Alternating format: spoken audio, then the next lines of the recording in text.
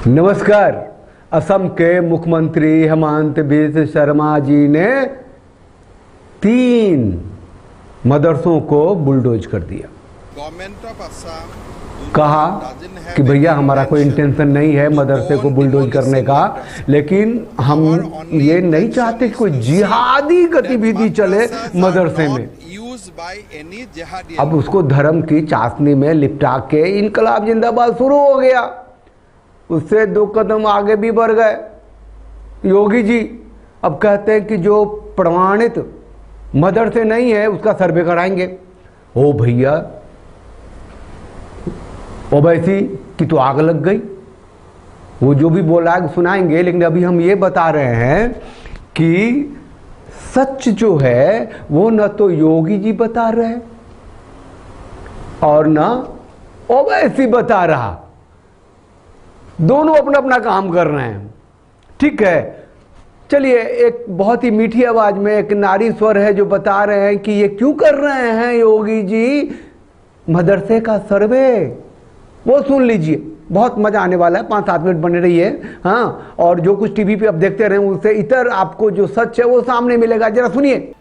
सर्वे में ये जानकारी जुटाई जाएगी कि प्रदेश कितने गैर मान्यता प्राप्त मदरसे इस वक्त वहां चल रहे हैं। इन मदरसों की आमदनी का जरिया क्या है, गैर मान्यता प्राप्त मदरसों में कितने छात्र छात्राएं पढ़ रहे हैं, गैर मान्यता प्राप्त मदरसों में कितने टीचर्स पढ़ा रहे हैं, इन मदरसों का खर्च कैसे चलता है, इन मदरसों में छात्रों को पेयजल, शौचालय, फर्नीचर मिल भी रहा है कि नहीं, मदरसों में बिजली का कनेक्शन आ भी रहा है कि नहीं, मदरसों में छात्र का करिकुलम है क्या, मतलब कौन कौन से सब्जेक्ट्स पढ़ाए जा रहे हैं। यूपी सरकार के मुताबिक इन मदरसों में बेहतर सुविधाएं, बेहतर इंफ्रास्ट्रक्चर देना सर्वे का मकसद है। सरकार कह रही है कि इन मदरसों को राष्ट्रीय बाल अधिकार संरक्षण आयोग की गाइडलाइंस के मुताबिक चलाया जाना चाहिए। इन मदरसों में बच्चों को मूलभूत सुविधाएं मिलनी चाहिए। ऐसा सिलेबस पढ़ाया जाना चाहिए जिससे भविष्य में गैर मान्यता प्राप्त मदरसों में पढ़ने वाले बच्चे भी तकनीकी और उच्च शिक्षा हासिल करने लायक अपना बेस बना सके। इसके साथ साथ हमको यथास्थिति ग्राउंड की भी जानकारी हो कि ऐसे कौन से मदरसे हैं जो मान्यता प्राप्त नहीं है और नीचे संचालित हो रहे हैं। ठीक समझ गए कि गैर मान्यता प्राप्त मदरसों का योगी जी क्यों कराने वाले हैं सर्वे। लेकिन अंदर की बात यह है कि ये गैर मान्यता प्राप्त जो मदरसे चल रहे हैं उसकी फंडिंग कहां से होती है, कौन करता है। कहते हैं कि मुसलमान भुखमरी के शिकार हैं। इतने पैसे कहां जाते, इतनी बिल्डिंगें कहां से बन जाती हैं, क्या है, कौन देता है, कोई विदेशी फंडिंग होती है, क्यों करता है। अंदर की बात तो ये है ना कि वहां पढ़ाया क्या जाता है, कंडीशनिंग किस तरह से की जाती है कि भैया जो भी कोई मुसलमान नहीं है काफिर है, वाजिब कत्ल है, उसकी औरतें जो माले गनीमत हैं और आखिरत होगी और पूरी धरती मुसलमान की होगी, धरती खत्म होगी, सब जन्नत जाएंगे। किस तरीके का फंडामेंटलिज्म तैयार हो रहा है वहां। जो पत्थरबाजी से लेके सरतन से जुदा तक के नारे लगाने वाले लोग कहां से तैयार होते हैं, ऐसे मदरसों को चलाने के लिए फंडिंग कहां से होती है और वो क्यों चलते हैं, कैसे चलते हैं।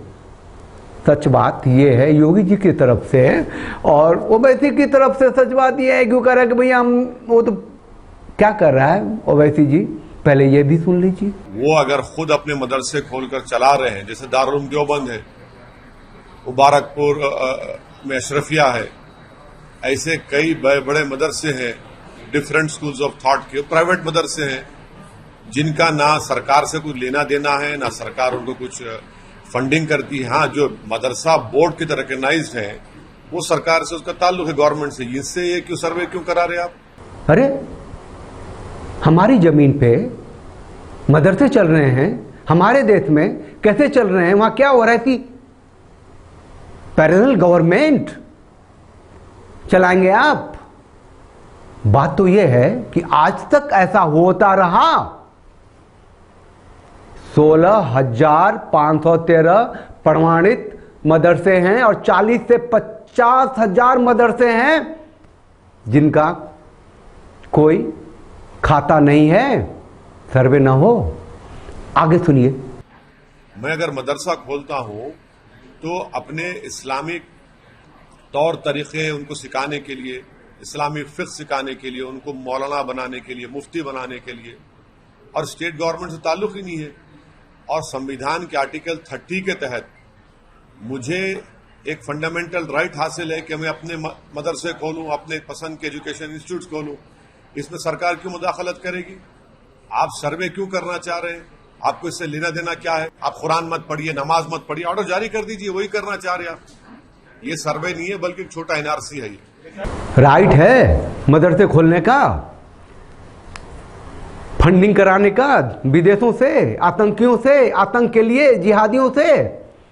ये कौन सा राइट है भाई? ये छोटा सा एनआरसी है।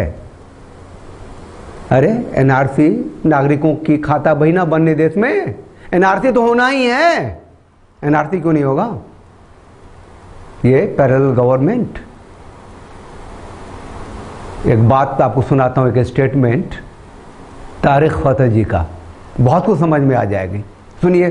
तकलीफ इनको बस यही है, और ये अकेले थोड़ी हैं, भरे हुए पूरी दुनिया में बैठे हुए हैं। जिसको आप चाहिए वो पैन इस्लामिस्ट जिनको नोशन है ना कि एंड के अंदर पूरी दुनिया में इस्लाम हावी होगा और हमारा सच्चा मजहब है और बाकी सब झूठे हैं और इनको राह रास्त पे लाना है हमने। जितने भी हिंदू हैं हिंदुस्तान के, इनको पाकिस्तानी बनाना है।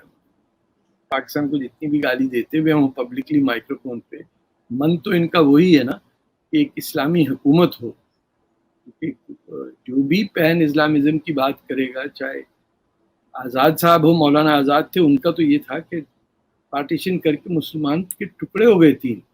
उनका ये थोड़ी था कि हिंदुस्तान एक होना चाहिए। तो ये सब अपने अपने मॉडल के मोहम्मद अली जिन्ना हैं, और हिंदुस्तान जहाँ ये बैठे हैं उनकी ज़मीन में सुराख करते रहेंगे कि इनको जब तक डूबेगा नहीं हिंदुस्तान, इनको सुख चैन थोड़ी आएगा।